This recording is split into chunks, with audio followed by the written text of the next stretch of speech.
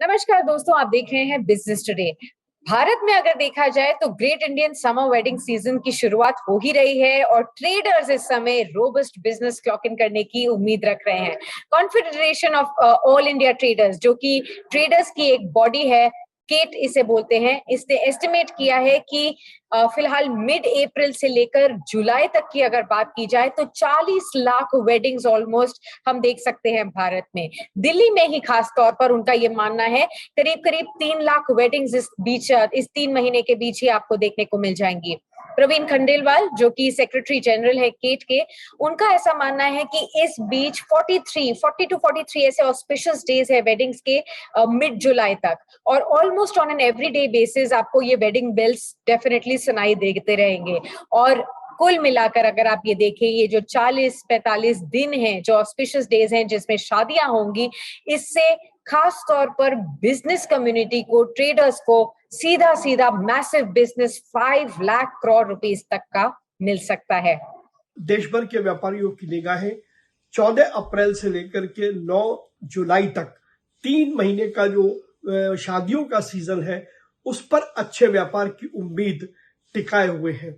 कुल मिलाकर के एक मोटे अनुमान के मुताबिक इन 3 महीनों में लगभग 43 दिन मुहूर्त के हिसाब से निकले हैं जिनमें शादियां होंगी। लगभग 40 लाख शादियां होने का अनुमान है और उसमें लगभग 5 लाख करोड़ रुपए का व्यापार अतिरिक्त होगा, ऐसा confederation of all India traders के एक सर्वे के अनुसार मानना है। अब अगर देखा जाए तो ये जो बिग फैट इंडियन वेडिंग्स हैं, ये डेफिनेटली कुछ ऐसे सेक्टर्स के लिए काफी गुड न्यूज शेयर करती हुई नजर आएंगी जो ऑलरेडी अभी तक कोविड-19 पैंडेमिक के इम्पैक्ट से गुजर रहे हैं। तो डेफिनेटली अच्छी न्यूज है होटल इंडस्ट्री के लिए, ज्वेलरी सेक्टर के लिए, क्लोथिंग सेक्टर के लिए, फुटवेयर सेक्टर के लिए, wedding cards, grocery, decorators, electronics, gift items, आप जो भी नाम ले लीजिए, इन सभी सेक्टर्स को वेडिंग्स का एक विंडफॉल गेन डेफिनेटली देखने को मिलता है। खास तौर पर भारत में, जहां बहुत ही एक्स्ट्रावेगेंट वेडिंग्स का काफी कल्चर है और पिछले 2 साल से जो शादियां पोस्टपोन हुई, उसके बाद और ज्यादा पंप एंड शो के साथ वेडिंग्स होने का अनुमान है इस साल, जब थिंग्स बैक टू नॉर्मल पहुंचती हुई दिख रही है। स्पेशली अगर हम बात करें जेम्स और ज्वेलरी सेक्टर के लिए, तो करंट फाइनेंशियल ईयर FY23 बहुत ही अच्छा साबित हो सकता है।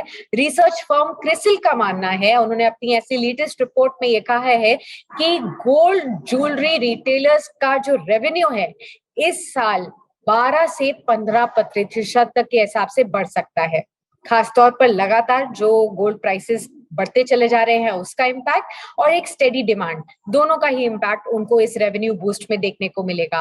क्रिसिल का ये भी मानना है कि ज्वेलरी की जो वॉल्यूम डिमांड है उसमें भी 8 से 10% तक इजाफा हो सकता है और ये प्री पैंडेमिक लेवल्स 600 से 650 टन इस फिस्कल पहुंच सकते हैं।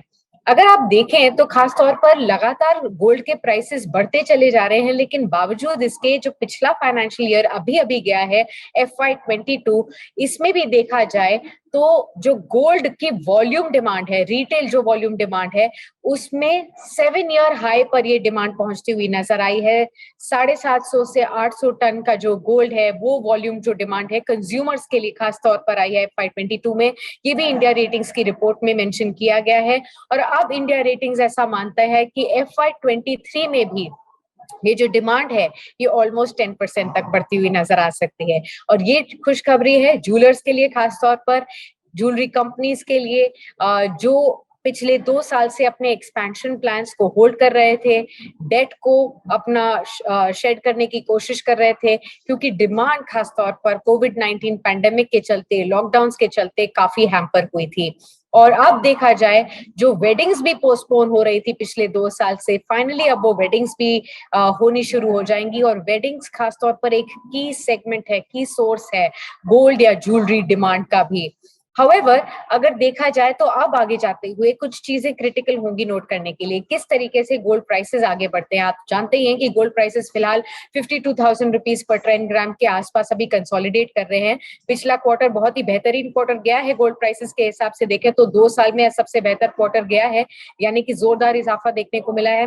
खासतौर पर यूक्रेन रशिया क्राइसिस की वजह से एक इम्पैक्ट जो देखने को मिला है, और अब धीरे धीरे सेंट्रल बैंक्स जैसे ब्याज दरों में ट्वीक कर रहे हैं, उसका भी इम्पैक्ट आपको देखने को मिला है। फिलहाल 52,000 के आसपास, इसके नीचे अभी कंसोलिडेशन जरूर गोल्ड प्राइसेस में देखने को मिल रहा है, लेकिन आगे जाते हुए अगर आप देखें तो ज्यादातर एनालिस्ट का यह मानना है कि gold prices on an up trend रहेंगे। 55,000 से 60,000 तक के लेवल्स भी आपको इस साल में देखने को मिल सकते हैं। हालांकि कई फैक्टर्स इसके ऊपर और रिस्क्स भी हैं, लेकिन अनुमान उनका 55,000 से 60,000 के बीच में है फिलहाल FY23 के लिए। लेकिन देखा जाए तो current great Indian wedding season जिसे हम कहते हैं, अभी के लिए ज्वेलरी सेक्टर के लिए, गोल्ड के लिए कहीं ना कहीं वो ग्लिटर और ज्यादा शाइन प्रोवाइड करता हुआ डेफिनेटली नजर आ रहा है। जिस तरीके के वेडिंग्स हो रही हैं और जिस तरीके की डिमांड एक्सपेक्टेशंस जनरेट हो रही हैं, इन दोनों को देखकर तो यही लगता है। वीडियो पसंद आया तो हमें लाइक, कमेंट, शेयर और सब्सक्राइब जरूर करें।